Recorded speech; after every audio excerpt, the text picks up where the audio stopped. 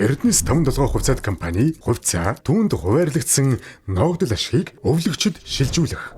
Монгол Улсын засгийн газрын 2026 оны 154-р тогтоолоор Эрдэнэс 5-7 хувьцаат компани хувьцааг эзэмшигч иргэн нас барсан бол түүний хувьцаа түүнд хуваарлагдсан ногдол ашгийг хууль ёсны өвлөгчөд шилжүүлэх ажиллагааг 2026 оны 6 дугаар сарын 1-ээс хэрэгжүүлж эхлэнэ. Эрдэнэс 5-7 хувьцаат компани хувьцаа түүнд хуваарлагдсан ногдол ашиг 2011 оны 3 дугаар сарын 31-ний өдрөөс хойш нас барсан хувьцаа эзэмшиж байсан иргэнд хамаарна. Иргэний хуульд заасны дагуу хувьцаа түүнд хуваарлагдсан ногдол ашгийг хууль ёсны өвлөгч өвлөх бөгөөд өвлүүлэгчийг нас барах хүртэл түүнтэй хамт амьдарч байсан болон хуульд заасны дагуу хүсэлт гаргасан өвлөгчийг өв хүлээн авсан гэж үзнэ. Хууль ёсны өвлөгч та 158 989 тусгай дугаард нас барсан иргэний регистрийн дугаарыг гэрэл том үсгээр илгээж хувьцааны мэдээлэлээ шалгана. 2 дугаар алхам. Хууль ёсны өвлөгч нь өвлүүлэгчийн нас барсны гэрчилгээг эсвэл нас барсны бүртгэлийн лавлгааг иргэний бүртгэлийн нэг цэгийн үйлчлэгээнээс авч гэрчилгээ болон лавлгаан дээр бичигдсэн хаягийн дагуу тухайн баг хорооны засаг даргаас өвлүүлэгчийн хамгийн сүүлд оршин сууж байсан баг хорооны засаг даргын тодорхойлолт. Хүн ам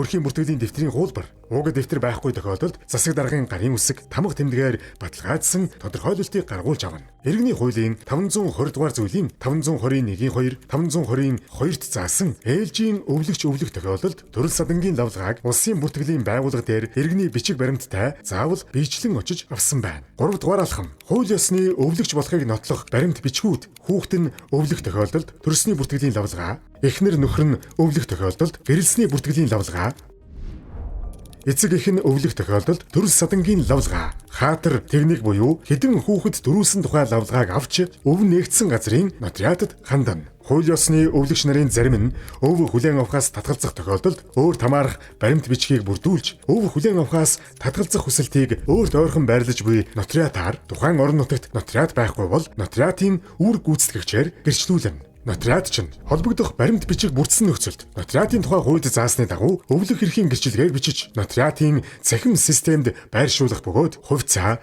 түүнд хуваарлагдсан ногдол ашгийг шилжүүлэх тухай мэдээллийг үнэт цаасны төвлөрсөн хадгаламжийн төвд цахим хэлбэрээр илгээнэ. 4-р алхам. E-Mongolia системээр үнэт цаасны данстай эсгээс шалгаж шаардлагатай бол брокерийн компанид данс нээн.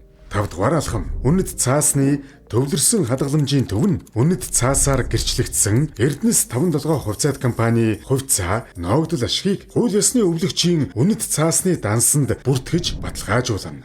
Эсвэл брокерийн компаниар дамжуулан өөрийн банкны данс руу шилжүүлэн авах боломжтой.